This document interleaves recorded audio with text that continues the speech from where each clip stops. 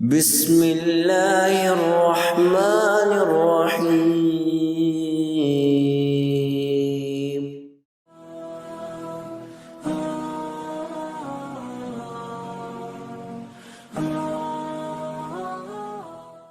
ابو اسحاق ابراہیم کہتے ہیں میں نے اپنے والد کو حسین ابن فضل سے سوال کرتے ہوئے سنا، آپ عرب و عجم کی ضرب الامثال اور محاورے قرآن کریم سے بیان کرتے ہیں، ذرا یہ تو بتائیے کہ قرآن کریم میں کہاں آیا ہے خیر الامور اوسطها، ہر طرح کے معاملات میں اعتدال، توسط اور میانہ روی ہی فضیلت ہے۔ حسین ابن فضل کہتے ہیں 4 مقامات پر۔ پہلی دفعہ سورۃ البقرہ کی آیت نمبر 68 دیکھیے، جس میں اللہ رب العزت کا ارشاد ہے، لا فارض ولا بکر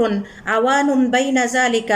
وہ گائے نہ بہت بوڑھی ہو اور نہ بالکل بچڑا ہو بلکہ اس کے درمیان یعنی جوان ہو۔ دوسری دفعہ خرچ کرنے کے حوالے سے اللہ تعالیٰ کا ارشاد ہے، والذین اذا انفقوا لم یسرفوا ولم یقتروا وکان بین ذالک قواما، اور یہ وہ لوگ ہیں جو خرچ کرتے ہیں تو اعتدال کے ساتھ، نہ بیجا اڑاتے ہیں یعنی اسراف نہیں کرتے، نہ ہی تنگی کرتے ہیں بلکہ اعتدال کے ساتھ خرچ کرتے ہیں، نہ ضرورت سے زیادہ نہ ضرورت سے کم۔ تیسری دفعہ اللہ رب العزت نے اپنے پیغمبر کو مخاطب کرتے ہوئے سورۃ الاسراء کی آیت نمبر 110 میں ارشاد فرمایا، وَلَا تَجْهَرْ بِصَلَاتِكَ وَلَا تُخَافِتْ بِهَا وَابْتَغِ بَيْنَ ذَلِكَ سَبِيلًا، اور نماز نہ بلند آواز سے پڑھو اور نہ آہستہ بلکہ اس کے درمیانہ راستہ اختیار کرو۔ چوتھی دفعہ دیکھیے کہ اپنے نبی سے سورۃ الاسراء کی آیت نمبر 29 میں فرمایا،